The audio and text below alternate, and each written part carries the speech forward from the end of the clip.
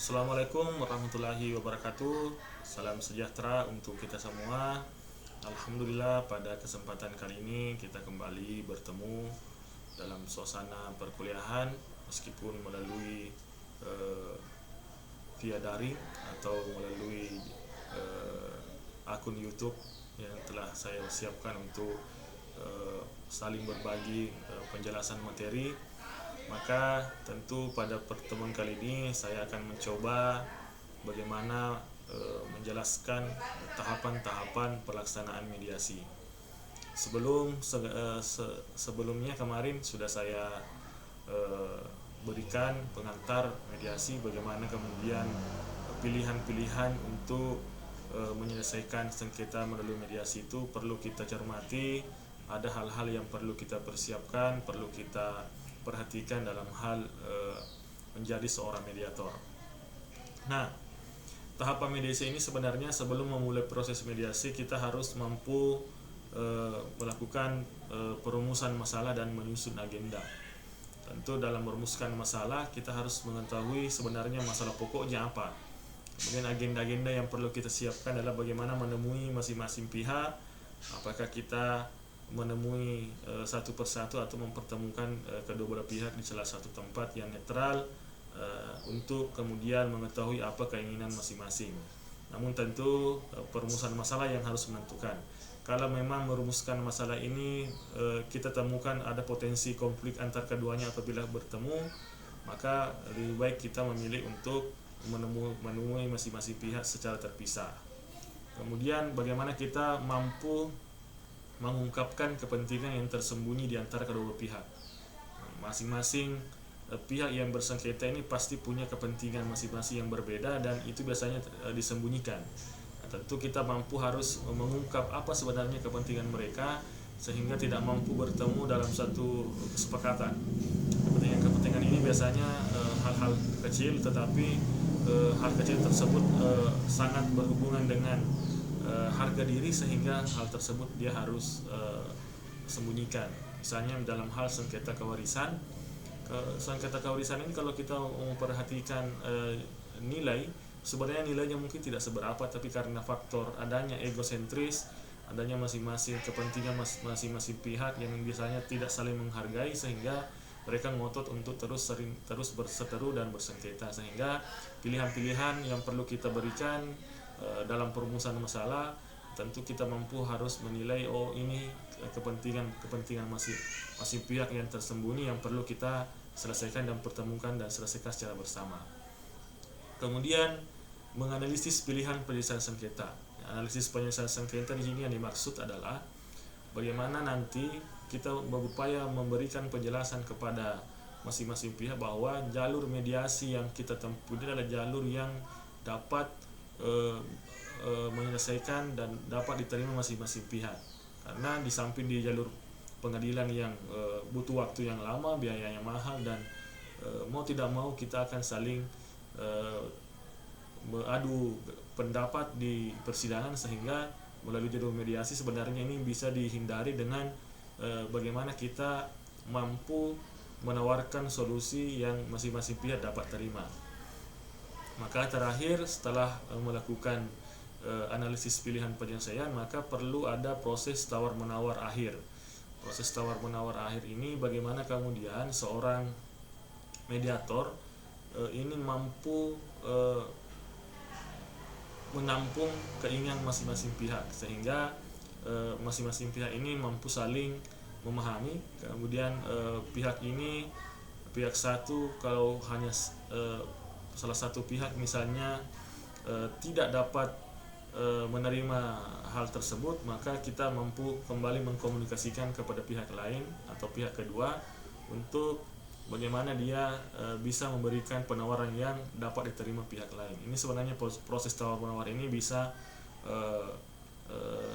kita mempertemukan atau minimal kita bisa mempertemukan keinginan mereka masing-masing. Nah, yang terakhir ketika dia sudah mencapai kesepakatan, tentu kesepakatan ini nanti kita harus tuangkan dalam sebuah dokumen tertulis yang nantinya dapat dipertanggungjawabkan ke masing pihak. Nah, kita masuk ke mulai proses mediasi. Tentu dalam memulai proses mediasi di sini perlu ada perkenalan diri kepada masing-masing pihak yang dilakukan oleh mediator, kemudian menekankan adanya kemauan para pihak untuk menyelesaikan masalah melalui mediasi, menjelaskan pengertian mediasi dan peran mediator, melakukan prosedur mediasi, menjelaskan pengertian mediasi seperti apa prosesnya, kemudian menjelaskan parameter kerahasiaan, bahwa kalau kita melakukan sengketa menyelesaikan masalah dengan jalur mediasi, maka asas kerahasiaan itu akan terus kita junjung tinggi. Kemudian menguraikan jadwal dan lama proses mediasi. Mungkin kita bisa menguraikan membandingkan jadwal dan lama proses mediasi dibandingkan kalau kita memberikan menyelesaikan masalah atau jalur litigasi dalam hal ini pengadilan. Kalau di jalur pengadilan biasanya lama karena dia harus pendaftaran perkara, menunggu jadwal sidang. Sidangnya pun itu biasa 3 sampai 4 kali sampai ada putusan karena ada pemeriksaan saksi-saksi dan sebagainya. Kemudian menjelaskan aturan perilaku dalam proses perundingan. Kalau kita dipertemukan dan berunding, maka tentu ada asas-asas atau aturan-aturan yang perlu diperhatikan. Tidak boleh saling menyinggung dan saling mencederai satu sama lain.